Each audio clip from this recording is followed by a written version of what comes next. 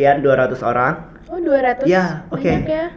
Awalnya yang daftar 500 ya, mah. Oh, Ya, awalnya yang nggak nyampe setengah yang lolos. Ya, awalnya yang daftar 500 lebih dan yang keterima itu 200-an, 250-an.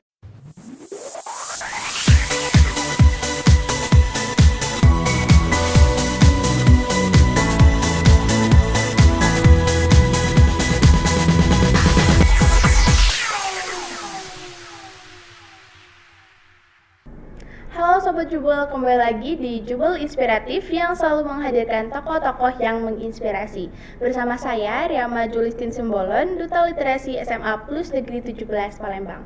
Nah, pada episode kali ini kita kedatangan salah satu tokoh inspirasi yang merupakan siswa SMA Plus Negeri 17 Palembang. Namun yang membedakan dari siswa-siswa lain, siswa satu ini baru-baru ini menjabat menjadi koordinator wilayah Forum OSIS Sumatera Selatan. Halo Rosi. Halo. Nah, mungkin Rosi bisa dong sapa dulu Sobat Jubel yang lagi nonton dan juga perkenalan diri. Oke. Halo semuanya, halo Sobat Jubel. Kenalin, namaku M. Arden Rosidin Aulia Akbar, biasa dipanggil Rosi. Ya, saat ini duduk di bangku kelas 11 SMA Plus Negeri 17 Palembang. Oke, Rosi. Nah, sebelum kita masuk ke sesi tanya jawab yang benar-benar intens, sebenarnya aku nih belum tahu banyak tentang apa sih Forum OSIS itu, terus juga tujuan dibentuknya Forum OSIS itu apa. Boleh nggak ceritain atau jabarin gitu loh tentang Forum OSIS ini apa sih? Oke, mungkin aku jelasin secara garis besarnya aja ya, Rio. Untuk Forum OSIS itu sendiri, itu ada tingkatannya dari Forum OSIS daerah, Forum OSIS provinsi atau wilayah, sama ada Forum OSIS nasional. Itu yang paling tinggi. Nah, kebetulan saat ini aku sedang menjabat di Forum OSIS Sumatera Selatan, which is itu adalah Forum OSIS wilayah yang mencakup wilayah-wilayah di Sumatera Selatan atau daerah-daerah di Sumatera Selatan. Jadi di bawah Forum OSIS Sumatera Selatan itu banyak Forum OSIS daerah seperti Forum OSIS Palembang, Forum OSIS Banyuasin, Forum OSIS lainnya. Nah, di atas aku lagi itu ada Forum OSIS nasional atau pusatnya dari Forum OSIS. Nah, saat ini aku menjabat sebagai ketua di Forum OSIS Sumatera Selatan atau Forum OSIS wilayah, makanya koordinator wilayah. Nah, kalau untuk di Forum OSIS nasional itu namanya koordinator pusat ya, Ma. Kalau di daerah itu namanya koordinator daerah. Nah, dari tiga cakupan ini tadi itu akan menjadi satu sistematika atau menjadi satu kesatuan yang dimana anggota dari Forum OSIS ini adalah anggota-anggota atau pengurus OSIS dari sekolahnya masing-masing. Mereka di sana berkumpul untuk menyampaikan aspirasi dan juga mengembangkan potensi-potensi mereka untuk jauh lebih baik dalam bidang organisasi maupun kepemimpinan. Gitu sih, Riama. Nah, tadi kan kamu bilang ya kalau misalkan dia tuh dikirim dari OSIS-OSIS sekolah. Benar. Nah, itu tuh jenjangnya SMA kah atau dari SMP sebenarnya udah ada Forum OSIS ini sendiri? Ya. Untuk yang aku ikutin ini Forum OSIS Sumatera Selatan itu jenjang di SMA, Riama. Forum OSIS nasional juga di SMA dan juga daerah itu SMA. Untuk SMP ataupun lainnya itu aku belum tahu apakah udah ada Forum OSIS-nya atau belum. Jadi yang aku fokusin sekarang itu Forum OSIS dari setiap sekolah SMA atau SMK atau MA. Oke. Gitu. Boleh dong ceritain awal mungkin dari open recruitment Forum OSIS wilayah ini sampai akhirnya kamu tuh bisa loh nerima jabatan yang menurut aku ya cukup wow. Oke. Mungkin aku flashback dari awal ikut dari open recruitment ini. Aku sudah tahu Forum OSIS Sumatera Selatan itu dari SMP ya, Ma, dari kelas 9 SMP. Ya, tapi aku belum mengenal lebih dalam, belum mengenal lebih jauh tentang Forum OSIS Sumatera Selatan. Tapi aku udah tahu secara garis besar kalau OSIS itu ada cakupannya lagi di dalam suatu forum atau organisasi luar. Nah, aku tahu atau minat join untuk Forum OSIS ini saat kelas 10. Saat kelas 10 kemarin, saat menjabat OSIS di SMA di 17, itu aku dapat tawaran atau dapat info kalau Forum OSIS ini bakal open recruitment. Nah, aku mulai tertarik nih soalnya emang aku udah tahu lama tentang Forum OSIS tapi belum kenal lebih dalam aja. Jadi aku awalnya ikut Forum OSIS ini untuk mengembangkan potensi aku dan juga mengenal lebih jauh aja sebenarnya. Dan aku coba nih apply pendaftaran, dan saat itu fun fact-nya aku pendaftaran di hari terakhir di hari terakhir dan itu aku lagi liburan. dan aku lagi liburan, jadi aku nge-apply file-filenya, persyaratan-persyaratannya itu lagi di dalam kereta ya, Ma. Emang persyaratannya apa aja sih? Oke, untuk persyaratannya itu kemarin kita disuruh bikin esai tentang subtema kepemimpinan lah. Kita disuruh bikin esai yang itu menurut aku cukup susah ya, karena ada persyaratan tersendiri, yaitu kayak marginnya, fontnya, ukuran font, dan minimal kata atau banyak katanya. Dan itu bayangin aja posisi lagi di kereta mau Lagi ngetiknya liburan gimana gitu ya? ya, lagi liburan kan, fokusnya mau healing tapi ada something hal yang harus dikerjakan gitu. Oke, dan segala macam akhirnya aku koordinasi sama minta bantuan dari teman-teman aku juga gimana caranya ya, dan akhirnya sudah nge-apply, akhirnya lolos seleksi administrasi. Udah itu kita lanjut ke tes tertulis. Tes tertulis ini lumayan unik sih sebenarnya, karena kita kayak main quizzes gitu. Jadi online. Jadi kayak kita main Kahoot, main quizzes, tapi aku lupa nama platformnya apa. Tapi berbasis media online. Real time ya berarti? Iya benar, berbasis di media online intinya. Udah itu alhamdulillah lulus lagi, dan selanjutnya itu ada tes FGD. Kalau teman-teman tahu, FGD merupakan focus group discussion, yang dimana di dalam suatu forum atau kelompok itu kita akan membahas problem solve yang akan kita temukan solusinya gitu. Nah saat itu aku dipercayai sama teman-teman aku jadi ketuanya awalnya, karena Ketua dari grup ya gitu ketua ya? dari grup itu grup 8 membahas tentang kepemimpinan. Aku lupa judulnya ya, sorry. Intinya aku dipercayain sama teman-teman kelompok aku jadi ketua, dan dari situ aku ngerasa aku ingin mengembangkan potensi pemimpin aku lebih besar gitu. Makanya setelah itu aku apply mencalonkan diri sebagai ketua umum, Riyama. Jadi alasan kamu apply jadi ketua umum tuh apa? Sebenarnya aku pengen lebih belajar gimana cara memanage atau mengarahkan teman-teman, gimana caranya, apa sih yang harus dilakukan sebagai seorang pemimpin, bagaimana menjadi seorang pemimpin. Dan aku tuh pengen menemukan semua pertanyaan-pertanyaan aku saat menjabat gitu. Ya. Jadi sampai sekarang sejauh ini apakah kamu tuh sudah bisa mendefinisikan pemimpin yang baik itu seperti apa sih? Menurut aku ya, seorang pemimpin yang baik itu ketika seorang pemimpin itu dapat membangun komunikasi yang baik bersama anggotanya, dan juga dapat mengarahkan dan juga membuat lingkungan kerja yang nyaman pastinya. Ketika anggota itu kerjanya nyaman sama pemimpin, itu sudah pasti pemimpinnya berhasil untuk menjadi seorang pemimpin yang baik. Nah, makanya itu akan kutargetkan dalam kepemimpinan masa penjabatan aku sebagai pemimpin ini, untuk menjawab pertanyaan-pertanyaan aku tadi. Gitu, Riyama. Baik. Nah, jadi Sobat Jubel, di SMA 17 juga Rosi ini tergolong murid yang sangat amat aktif, apalagi maksudnya di bidang organisasi. Kamu udah ikut berapa organisasi sih sejauh ini di SMA ini?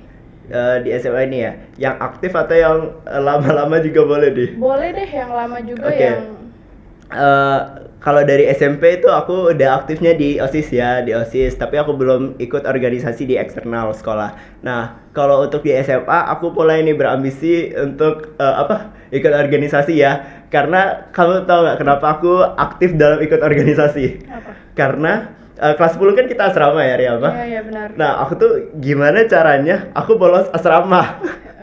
Gimana caranya kegiatan, tapi kegiatan dengan yang kegiatannya positif. Ya, makanya aku cari kegiatan dispen sana sini, cari apalah kegiatan. Nah, ternyata dari ikut kegiatan itu tuh mulai tertarik nih untuk aktif di bidang-bidang sosial, bidang-bidang organisasi. Karena selama ini yang aku ikutin adalah kegiatan-kegiatan kayak volunteer atau relawan dari organisasi itu.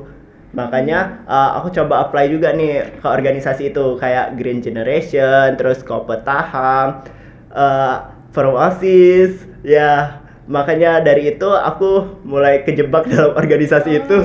Tapi alhamdulillahnya enjoy aja sih. Jadi yang dari awalnya cuma iseng biar ngindarin masuk asrama gitu ya.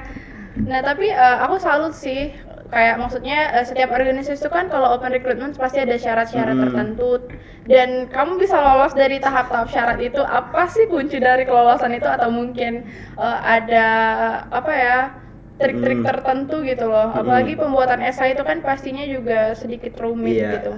Oke, mungkin untuk persyaratan esai kali ya. Untuk esai itu kita to the point aja guys. Di esai kita tulis apa yang mau kita tulis aja, jangan dilibet-libetin atau bertele-tele, karena biasanya orang kalau udah panjang terus muter-muter situ-situ aja, itu tuh orang bakal bosan baca teks yang kita buat atau esai yang kita buat. Makanya kalau untuk buat esai itu sendiri kita to the point aja, dan apa yang ingin kita sampaikan di esai itu tulis semua.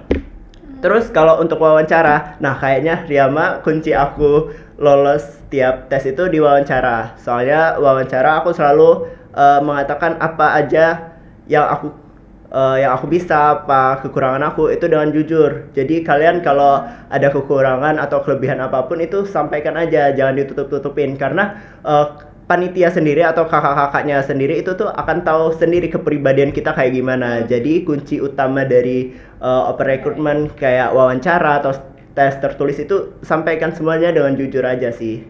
Jadi nggak ada yang harus ditutup-tutupin ya? Iya benar. Nah kan seperti yang kamu bilang tadi, kamu tuh ikut organisasi tuh dari asrama sampai sekarang pun masih aktif kelas 11 gitu kan. Nah kira-kira gimana sih cara kamu memanage gitu loh kegiatan di organisasi biar kegiatan di sekolah tuh nggak keganggu, karena kan kita juga selain jadi anggota organisasi juga berperan jadi pelajar gitu kan di sekolah. Gimana sih? Oke, mungkin kita harus prioritaskan apa yang didahulukan terlebih dahulu ya. Kayak kita sebagai pelajar tentunya tugas utama kita adalah belajar ya. Nah, kita harus bisa memanage waktu dan combine antara belajar sama organisasi. Kita memposisikan diri dalam organisasi itu gimana? Apakah sebagai orang yang sangat penting atau mungkin anggota yang biasa? Nah, itu kita harus tahu posisi itu. Mungkin gini deh, aku kasih contoh ya. Ada suatu kegiatan di dalam organisasi, tapi di sisi lain atau di sekolah itu ada ulangan. Nah, kalian harus lihat posisi diri kalian di mana. Apakah di organisasi itu kalian dibutuhkan atau ada orang lain yang dapat menggantikan posisi kalian. Nah, itu kalian harus pertimbangkan sehingga kalian bisa memilih nih apa yang harus kalian lakukan terlebih dahulu gitu. Jadi ya, harus bisa buat semacam skala prioritas. Ya benar, itu kuncinya. Iya, kuncinya skala prioritas. Benar, kuncinya itu dari diri sendiri sih. Emang tujuannya mau kemana, mau fokus belajar atau fokus organisasi. Kalau bisa dua-duanya, organisasi balance sama belajar balance gitu. Nah terus juga aku penasaran, menurut pribadi kamu sendiri, di masa persekolahan ini penting nggak sih seorang siswa itu mengemban suatu kewajiban atau tanggung jawab di suatu organisasi? Oke, pertanyaannya penting atau enggak ya? Iya. Oke, mungkin kalau penting atau enggak itu tergantung pribadi masing-masing ya. Ada orang itu yang suka organisasi, ada orang yang enggak suka. Bahkan ada orang yang bikin statement gini, ngapain sih ikut organisasi, ngapain sih ikut OSIS, ngapain jadi babu sekolah gitu ya. Nah, mungkin itu tergantung balik lagi ke pribadi masing-masing. Kalau emang dia mampu, kalau emang dia bisa, apa salahnya untuk dicoba? Dan selagi dia bisa combine atau balance sama kegiatan dia di sekolah, kegiatan belajar mengajar, itu nggak apa-apa. Itu bisa meningkatkan soft skill kita, jiwa kepemimpinan dan keorganisasian kita. Dan juga kita bisa banyak manfaat sebenarnya, banyak sekali manfaat ketika kita ikut organisasi, apalagi menjadi seorang pemimpin. Karena menjadi seorang pemimpin itu cakupan pandangannya cukup luas, Ria. Ya benar. Karena dia bisa mengetahui dalam seluruh sisi dari organisasi yang dia pegang. Harus bisa mencakup semua anggota gitu ya. Dan itu adalah benefit yang seorang pemimpin dapatkan. Enggak semua orang bisa mendapatkan itu. Jadi kalau ditanya penting atau enggak, ya tergantung ke pribadi masing-masing sih. Tapi sebenarnya. Kalaupun ikut pasti dapat benefitnya ya. Nah untuk kamu sendiri kalau mau join organisasi itu wajib gak ngelapor, karena jujur aku tuh join organisasi nggak pernah ngelapor ke orang tua kayak oh pak aku mau ikut ini, nggak pernah. Tapi kalau udah lolos, aku lolos nih, Bener. mereka tuh bakal kaget. Bener, oh kamu bener. juga gitu? Iya, aku juga gitu, Pak. Jadi kayak mereka tuh bakal kaget, kapan kamu daftarnya gitu loh. Ya, kalau aku sendiri ya, pengalaman pribadi aku, kedua orang tua aku setuju-setuju aja kalau aku ngikutin kegiatan yang ada dampak positifnya untuk aku gitu. Dan kayak Riyama bilang tadi, kalau aku setiap ikut open recruitment atau tes-tes organisasi itu aku nggak pernah bilang sama orang tua aku karena pasti tujuannya takut ngecewain. Iya bener, kayak kita udah antusias gitu kan cerita Bener. panjang lebar, ternyata pada hari pengumuman mama nggak masuk, malu. Iya bener, aku juga gitu kok. Jadi prinsip aku, gimana caranya aku cari kegiatan dulu, baru aku kasih tahu ke orang tua aku, biar udah ada hasil, iya, baru dikasih hasil tahu. baru aku kasih tahu ke orang tua aku, biar lebih bangganya. Kapan nih anak aku Iya. ikut gini? Lebih kaget. Iya, ya lebih kan? kaget, Wow. bener-bener. Baik, kita balik lagi ke forum OSIS. Sebagai koordinator wilayah, apa sih harapan kamu ke depannya untuk forum OSIS, atau kamu mungkin udah punya planning untuk forum OSIS sendiri? Oke, harapannya untuk Forum OSIS Sumatera Selatan ya, dengan menjabatnya aku dan juga dibantu oleh teman-teman yang lainnya sebagai pengurus, semoga dengan estafet kepemimpinan yang baru ini, karena baru dilantik juga ya, dengan ya kepengurusan yang baru ini, semoga kita bisa membawa nama baik Forum OSIS Sumatera Selatan lebih baik lagi, dan juga semoga tujuan atau visi misi aku kemarin untuk join Forum OSIS Sumatera Selatan Kasih ini tau dong visi misinya. untuk membantu kesejahteraan sosial yang ada di Sumatera Selatan ya, Ma. Jadi program-program kerjanya itu kayak sosialisasi atau implementasian kita atau penerapan atau kunjungan kita kepada masyarakat untuk membantu kesejahteraan sosial mereka gitu. Jadi aku entah kenapa tiba-tiba terlintas, apa sih kayak apa ya, beda tersendiri gitu loh forum OSIS Sumsel sama forum OSIS sekolah, mungkin dari kegiatan-kegiatannya gitu. Oke. Kalau forum OSIS sekolah, Iya, organisasi ya, OSIS di sekolah. OSIS-nya sekolah, OSIS 17 nih. Oke, benar. Kalau forum OSIS Sumatera Selatan itu kan kumpulan dari OSIS-OSIS di sekolah ya. Nah, mungkin kita bisa belajar banyak dan juga menerima aspirasi-aspirasi dari masing-masing sekolah, dari masing-masing anggota OSIS di sekolah. Jadi kita bisa diskusi dan menyelesaikan masalah-masalah yang ada di OSIS sekolah, nah gitu. Dan juga kegiatannya ya pastinya kegiatan di forum OSIS Sumatera Selatan ini mencakup kegiatan dari OSIS-OSIS yang ada di sekolah, Riyama. Berarti masih terhubung gitu ya? Ya, benar. Seharusnya terhubung ya dari OSIS sekolah, OSIS daerah, dan forum OSIS Sumatera Selatan. Gitu. Nah, kegiatan-kegiatan yang biasa dilakukan oleh forum OSIS Sumatera Selatan itu diikuti dari pengurus OSIS yang ada di sekolah. Oh ini, kemarin pemilihan koordinator wilayah ini gimana sih sistematisnya?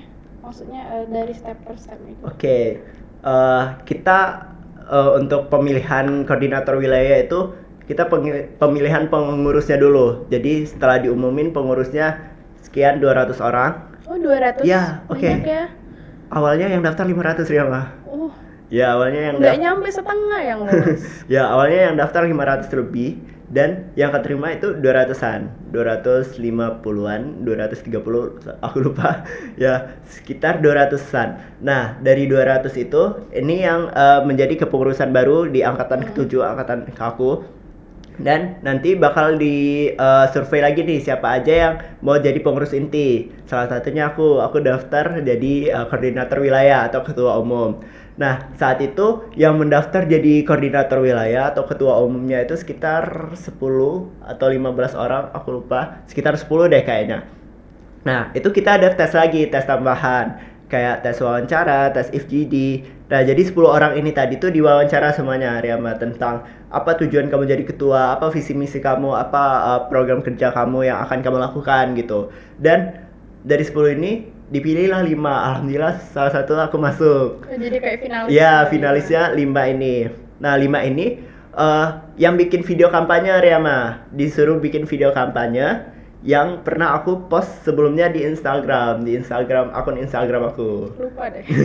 Dan aku sempet nge-shoot video kampanyenya juga di perpustakaan, di perpustakaan 17. Itu kampanyenya.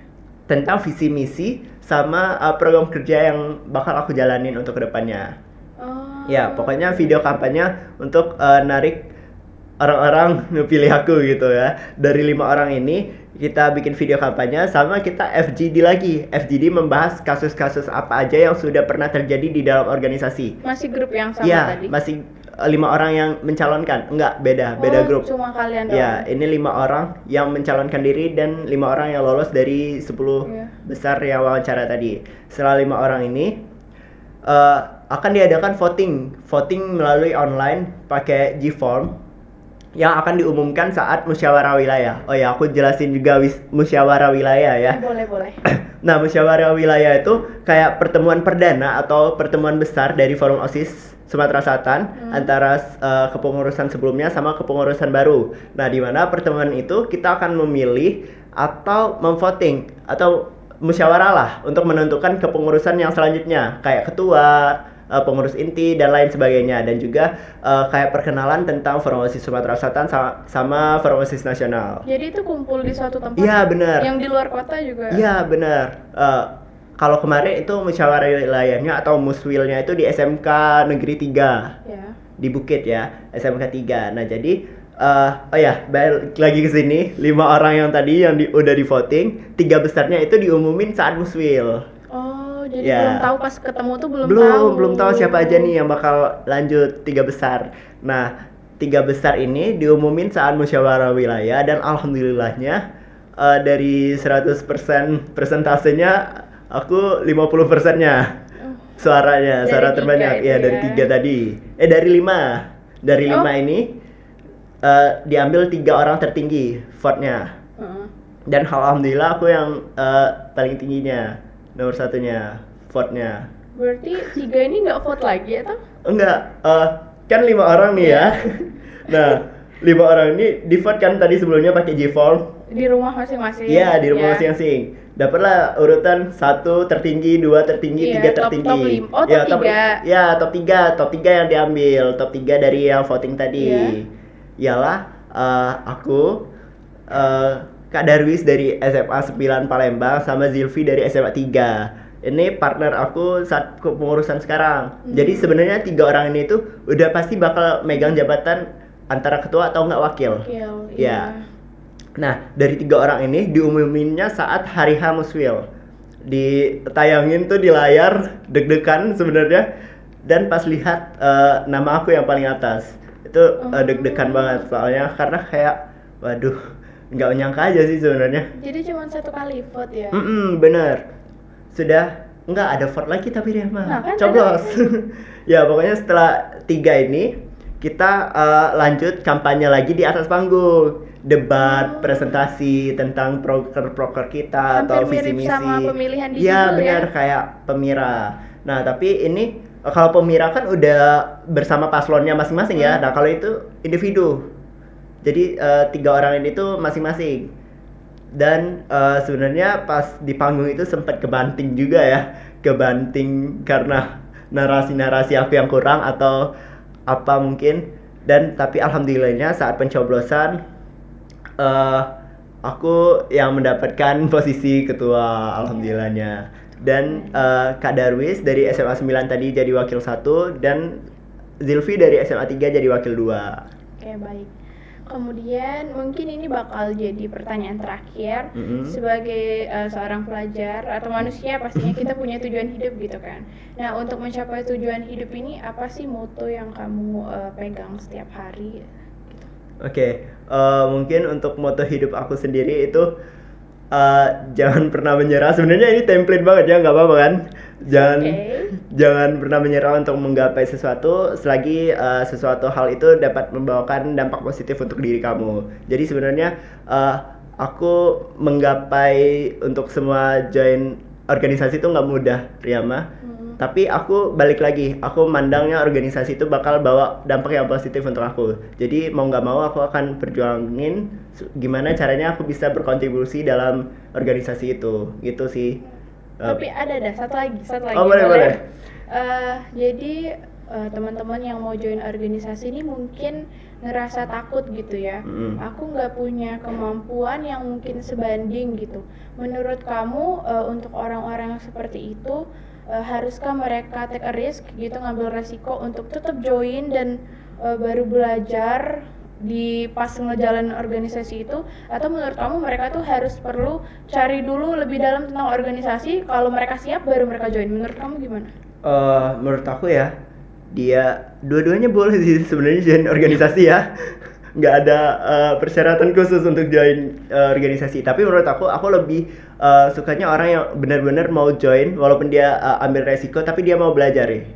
Jadi kan tujuan utama kita join organisasi untuk belajar kan? Iya Untuk sih, belajar benar. bagaimana manage waktu, bagaimana manage kehidupan kita antara organisasi dan kehidupan pribadi. Jadi selagi dia mau belajar walaupun dia nggak ada pengalaman sebelumnya, kayak aku dulu, aku nggak ada pengalaman sama sekali dalam organisasi, tapi selagi aku mau belajar, apa salahnya untuk kita coba. Jadi untuk teman-teman yang walaupun belum ada pengalaman sama sekali, tapi kalian emang niat dan pengen belajar dalam kehidupan organisasi, ya tidak ada salahnya untuk kalian mencoba. Baik.